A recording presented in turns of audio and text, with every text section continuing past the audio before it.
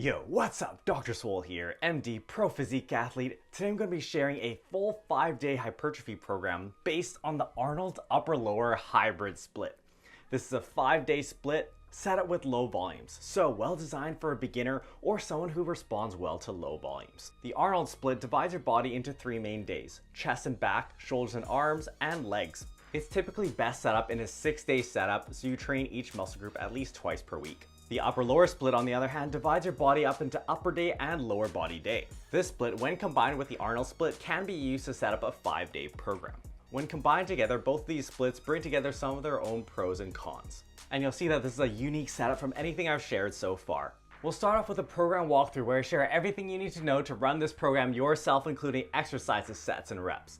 After that, we'll talk about the weekly setup or how I like to lay out the workouts throughout the week. And finally, we'll talk about the pros and cons of this low volume 5-day Arnold upper-lower hybrid program. Okay, let's do our program walkthrough. This is Dr. Swole's 5-day Arnold upper-lower hybrid program. It's set up with low volume, so well designed for a beginner or someone who responds to low volumes. We have chest and back day, lower body day 1, shoulder and arm day, upper body day, and lower body day 2. Here are the exercises and here are the sets and reps. Down here we have the total number of sets for each workout, so you have an idea of workout length. And down here we have our total weekly muscle group set volumes. And you can see that this is a relatively low volume program. Let's start off with chest and back day number 1. We kick it off with incline bench press for the chest, 3 sets of 6 to 10 reps. After that we have weighted chin-ups for the back, 3 sets of 6 to 10. If you can't do weighted chin-ups or even chin-ups at all, just start off with the assisted chin-up machine, or you can use bands for assistance.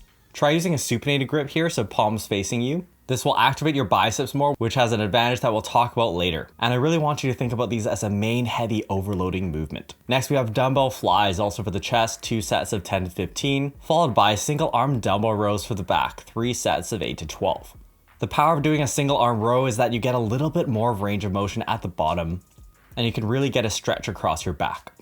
Then we have barbell upright rows, which I count for side delts, but also train your traps, 3 sets of 8 to 12. And I'm lumping these onto back day as a sort of a pulling movement in order to give you a little bit more frequency and volume for your side delts, which I think most people need. After that we have abs, so we have 3 trisets. And in a triset, you'll do 3 exercises back to back with no rest in between, and then take a break, and that counts as 1 triset, so 3 of those. Just make sure that you include at least 1 exercise that really allows you to heavily overload your abs, like weighted crunches or hanging leg raises or something where you can add resistance. You really want to be progressing your ab training over time. Next, we have lower body day 1, squats, 3 sets of 5 to 8 for the quads, followed by Romanian deadlifts, 3 sets of 6 to 10 for the glutes and hamstrings. After that, we have barbell hip thrusts for the glutes and hamstrings, 3 sets of 8 to 12. I see these as a lower fatigue movement for your glutes and hamstrings than deadlift variations, so this is why I put them afterwards. But note that you can tweak the order of these exercises if necessary. Next, we have leg extensions for the quads, 3 sets of 10 to 15. Finally, we have machine calf raises for the calves, 4 sets of 8 to 12. You'll see that as the day goes on, I move on to easier exercises with lighter weights and higher rep ranges. This is because, especially as a beginner, I want you to get the most out of your big, heavy barbell movements first. Next, we have a shoulder and arm day. We start off with dumbbell overhead press, 3 sets of 5 to 8. Following this, we have close grip bench press, which I count for chest and triceps, 3 sets of 6 to 10. Overhead presses and close grip bench presses are great accessory pressing movements that build strength and muscle. And I really like how this hybrid 5-day split allows you to spread out these accessory pressing movements from your other bench press work. This program wasn't specifically designed for strength training, but if you wanted to set up in that way, it would be very well set up to do so.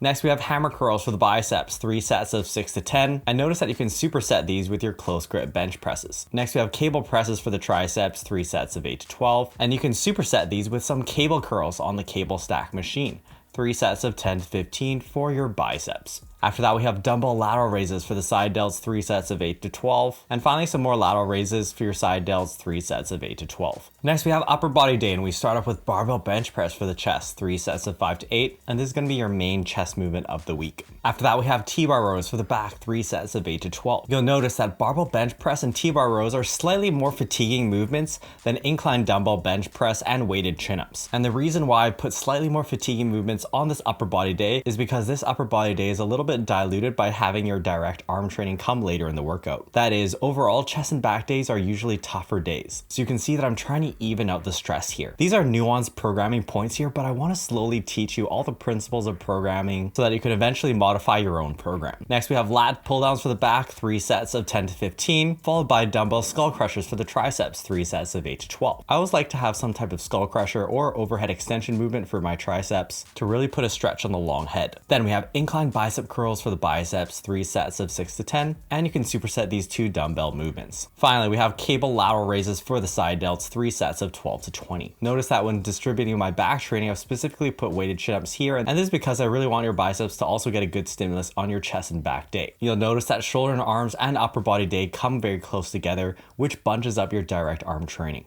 Next, we have lower body day 2. We start off with a deadlift, 3 sets of 5 to 8. Now, in terms of your deadlift stance, I don't really care which stance you use. I personally like the sumo stance for this kind of layout because it trains more of your lower body. That is, it's a more hip dominant movement, while conventional deadlifts involve more of your erector spine. Then we have front squats for the quads, 3 sets of 6 to 10. Note that if you really want to bring up your squat itself, you could just use the same stance of squat for both of these lower body days. As a beginner, it can help to have a little bit higher frequency for technique development. Then we have hack squats for the quads, 3 sets of 8 to 12. Following that, we have leg curls for the hamstrings, 3 sets of 10 to 15. And finally, single leg calf raises, which you can add resistance to with a dumbbell, 4 sets of 10 to 15. Note here that our shoulder and arm day has slightly more sets than our other workouts, and this is because your shoulder and arms are small muscle groups. So this is your least fatiguing day. So it makes sense that you can put a few more sets here and not destroy yourself.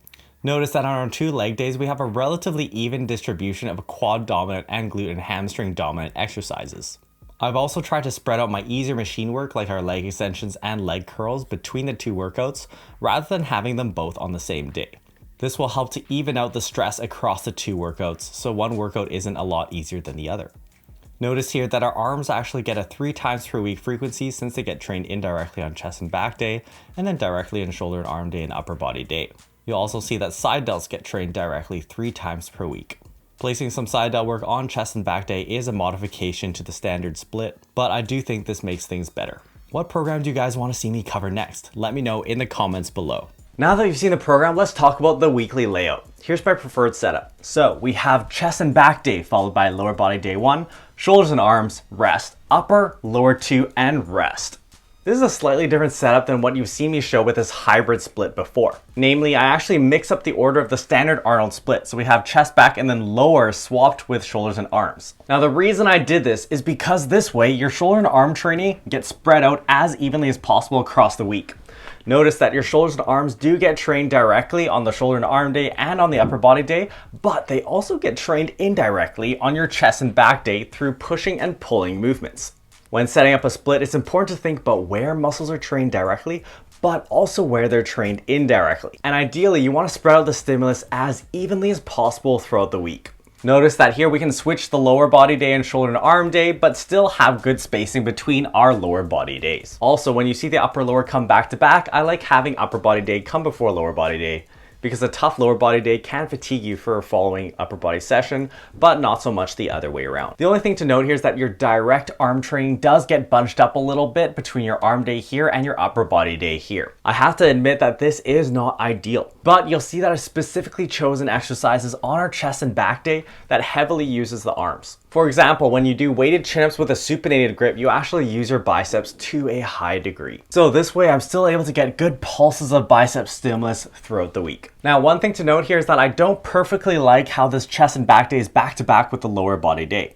This is because you're placing your tougher workouts next to each other. So in an ideal world, it would be nice to have an easier day like shoulders and arms in between, but for reasons we've just mentioned, we're switching it up a little bit here. But since this program is set up with low volumes for a beginner, as a beginner, you're just not moving that much weight, so fatigue isn't that big an issue. Okay, now let's talk about pros and cons of this hybrid 5-day split. Starting off with the pros, you get to train your shoulders and arms when they're fresh. And this is a big advantage of bringing in that Arnold split segment. With most splits like push-pull legs and upper-lower, your direct bicep and tricep training comes after your pushing and pulling movements. Thus, the performance on this direct arm training is suboptimal since your biceps and triceps may already be fatigued. If they're already fatigued after being used secondarily in those pushing and pulling movements, your performance won't be as good and you won't get as much of that hypertrophy stimulus that comes from high volume training, especially when you look at volume from the perspective of sets times reps times weight lifted. With the Arnold split, you get to have a dedicated shoulder and arm day, so you get to train those muscles when they're fresh and get the most out of those exercises. I really like this about the Arnold split, and I think a lot of naturals are lacking in their shoulders and arms. Next, with this split, you get a high frequency for your shoulder and arm training. By strategically thinking about our chest and back day as an opportunity to train our shoulders and arms again, and by moving around a little bit of side delt work, you can get a higher frequency for these small muscle groups, which tend to do well with higher frequencies. Next, the Arnold split setup is very good for antagonist supersets. I really like supersetting chest and back exercises or say bicep and tricep exercises.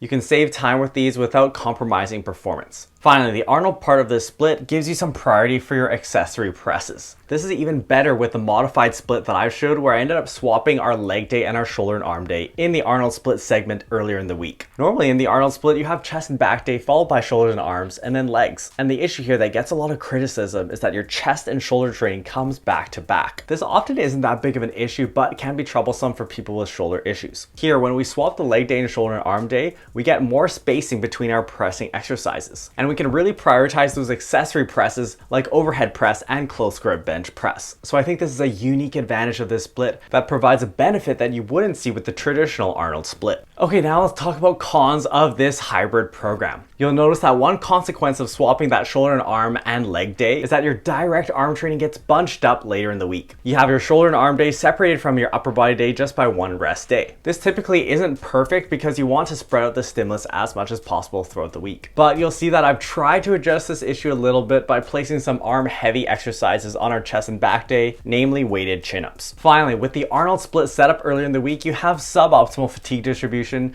just because you have that direct shoulder and arm day alone. In an ideal world, you'd spread out your training stress as evenly as possible across your workouts. So you'll see that a shoulder and arm day is significantly easier than a leg day. However, since this program is designed for a beginner athlete, as we said before, fatigue isn't that much of a problem. Now, I will be sharing a full version of this program as an Excel file in my Facebook group. So find the link to the Facebook group in the description below, join the group, and you can download the program for free. If you want to see me rank some of my favorite bodybuilding splits for hypertrophy set up for 5 days a week, check out this video. I talk about the pros and cons about some of these splits and rank them head to head. Make sure you subscribe to the channel and we'll see you next time.